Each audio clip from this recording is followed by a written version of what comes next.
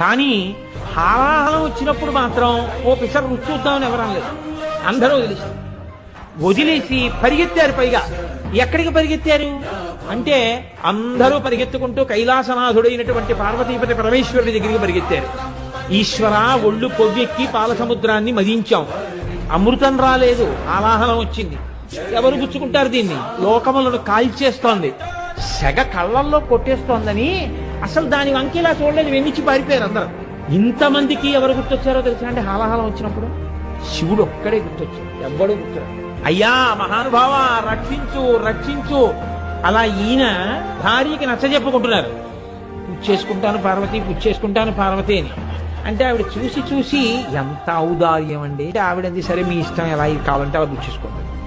ఇప్పుడు ఆయన బయటికి వచ్చి అందరూ చూడ్డానికి భయపడ్డారు.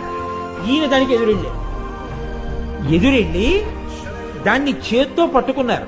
దాన్ని చక్కగా నోట్లో పెట్టేసుకున్నారు. నోట్లో పెట్టేసుకుని మింగి కడుపులోకి వదిలిపెట్టకుండా ఆ కంఠంలో పెట్టుకున్నాడు.